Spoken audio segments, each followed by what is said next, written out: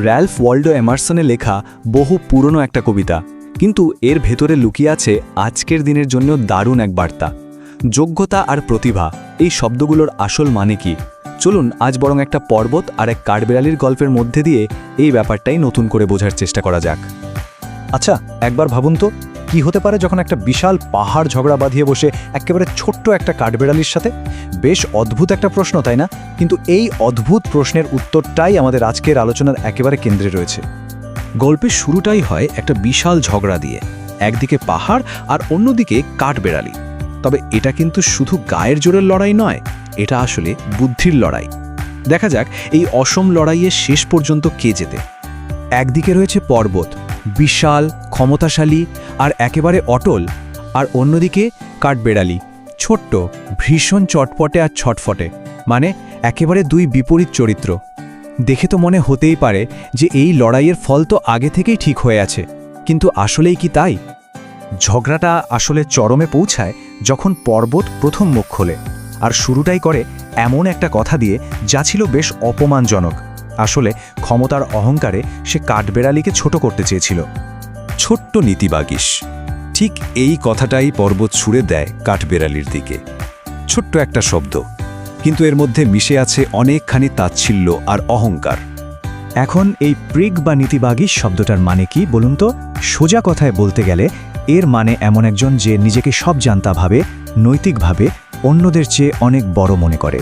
পর্বতের এই অপমানটা তাই বেশ গভীর ছিল। সে বোঝাতে চেয়েছিল কাঠবেড়ালি শুধু আকারেই ছোট নয়, তার চরিত্রটাও নাকি খুব একটা সুবিধার নয়। কিন্তু আমাদের গল্পের হিরো, ওই কাঠবেড়ালি যার নাম কবিতায় বলা হয়েছে বান, সে কিন্তু দমে যাওয়ার পাত্র নয়। তার উত্তরটা ছিল অসাধারণ বুদ্ধিদীপ্ত, যা পর্বতের অহংকারের একেবারে গোড়ায় গিয়ে ঘা দেয়। চলুন দেখি সে কি জবাব দিল। দেখুন কাঠবেড়ালির কৌশলটা দেখুন। ও কিন্তু পাল্টা ঝগড়া দিয়ে শুরু করেনি, বরং খুব ঠান্ডা মাথায় পর্বতের সবচেয়ে বড় গুণটাকেই আগে স্বীকার করে নিচ্ছে। তুমি যে অনেক বড় তাতে কোনো সন্দেহই নেই। এটা করে ও আসলে নিজের যুক্তির জন্য একটা শক্ত জমি তৈরি করে নিল। আর ঠিক এর পরেই আসে আসল কথাটা। কাঠবেড়ালি খুব দ্রুত আলোচনার মোড় ঘুরিয়ে দিয়ে বুঝিয়ে দেয় যে আকার বা আকৃতিই কিন্তু সবকিছু নয়। পর্বতের সবচেয়ে বড় শক্তিকে ও একটা তুলনার বিষয় বানিয়ে ফেলে। এই লাইনগুলো সত্যিই অসাধারণ। কি দারুণ যুক্তি! ও বলছে, আমি যদি তোমার মতো অত বড় না হই তাতে কি, তুমিও তো আমার মতো ছোট নও, আর আমার মতো এত ছটপটেও নও। মানে প্রত্যেকটা গুণেরই একটা উল্টো দিক আছে।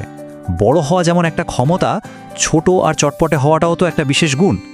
কাঠবেড়ালির যুক্তিটা কিন্তু এখানেই শেষ নয়। ও আরও বড় একটা কথা বলে।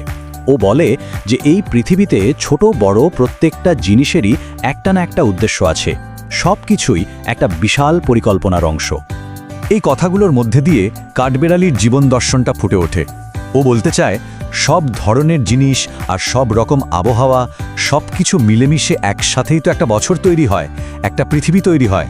অর্থাৎ এই পৃথিবীর ভারসাম্য ধরে রাখার জন্য বড় ছোট সবারই দরকার আছে।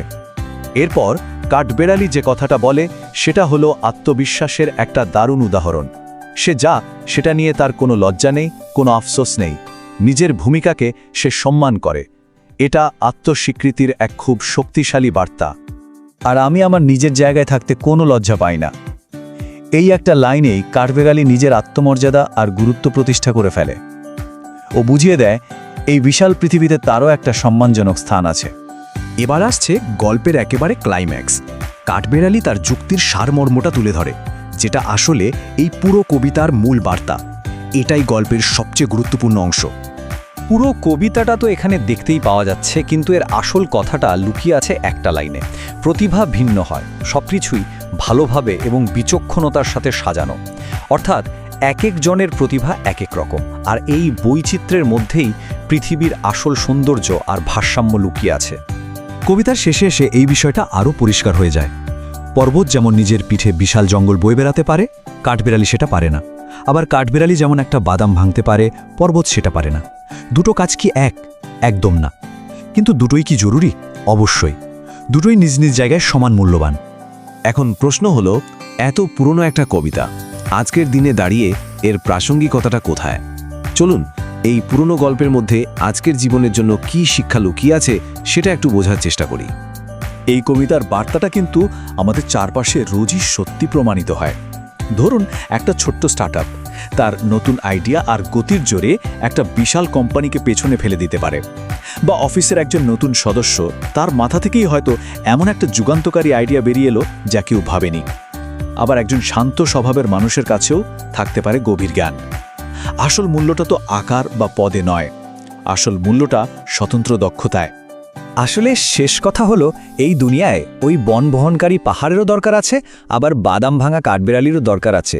মূল শিক্ষাটা হলো নিজের অনন্য প্রতিভাটাকে চেনা এবং সম্মান করা, আর ঠিক একইভাবে অন্যদের ভিন্ন প্রতিভাকেও সম্মান জানানো। তাহলে শেষ করার আগে একটা প্রশ্ন রেখে যাই, এমন কোন বাদাম আছে যা ভাঙার ক্ষমতা আর কারণে? সেই বিশেষ প্রতিভাটা কি যা এই পৃথিবীকে আরও সুন্দর করে তুলতে পারে? এটা নিয়ে একটু ভাবা যেতেই পারে, তাই না?